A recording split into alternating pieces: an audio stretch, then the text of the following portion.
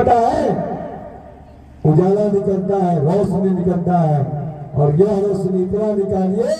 कि पूरे विश्रामपुर विधानसभा क्षेत्र सहित पूरे झारखंड रोशन होने का काम करेगा। ये मैं आपको बताने आया हूँ। मैंने पहला जन्म अपने परिवार के लिए, अपने रिश्तेदार के लिए दिया, और मैं अभी मौत के मुंह से निकल करके आप सबों के बीच दूसरा जन्म लेकर के आया हूं। और दूसरा जन्म जब लिया हमने देखा कि हमारी मौत हो चुकी है, और 2 सेकंड के अंदर हम देखते हैं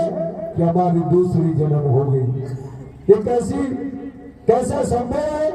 यह संभव है जिस तरह से 3 वर्षों से आप सबों के हक अधिकार की लड़ाई को सड़क पर लड़ने का काम किया, और वह तो केवल विश्रामपुर विधानसभा क्षेत्र में नहीं, पूरे झारखंड प्रदेश में आपके हक अधिकार की लड़ाई को, आवाज को बुलंद करने का काम किया। चाहे वह डाल्टनगंज की धरती हो, चाहे वह रांची की धरती हो, चाहे वह रामगढ़ की धरती हो, चाहे हजारीबाग की धरती हो, सभी जगहों पर जाकर के शोषित दलित पिछड़ा का आवाज बनने का काम किया। ब्रह्मदेव प्रसाद है, यदि है तो वहीं से दोनों हाथों को उठाइए और यह बताने का काम करिए कि हम एक व्यक्ति ब्रह्मदेव प्रसाद हैं। आपका काम क्या है यह पता है आपको? हमारे वक्ताओं ने सारी बातों को पूरे विधानसभा के 17 प्रत्याशी के बारे में आपको बता चुके हैं, लेकिन आपको बता दो कि आपका सबसे महत्वपूर्ण भूमिका इस बार इस विधानसभा चुनाव में है, क्योंकि इस विधानसभा चुनाव में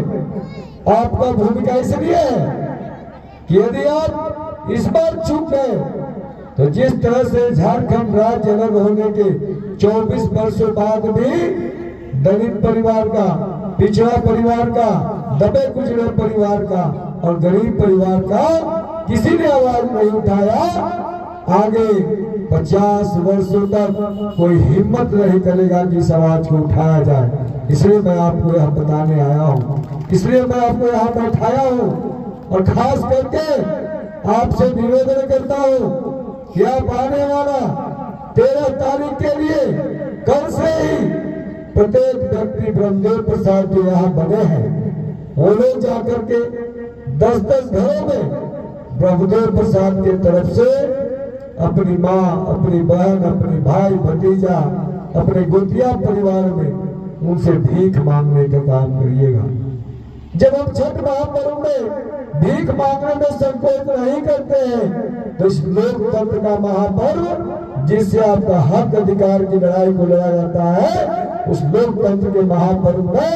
आप वोट का भीख मांगने से थोड़ा भी संकोच मत करिएगा। ये मैं आपको यहाँ बताने के लिए आया हूँ, आपको बताने के लिए आया हूँ कि जिस तरह से विश्रामपुर विधानसभा क्षेत्र में भुखमरी की समस्या है, अभी देख रहे हैं कि चावल भी नहीं सिया है, लेकिन वहां लोग पत्थर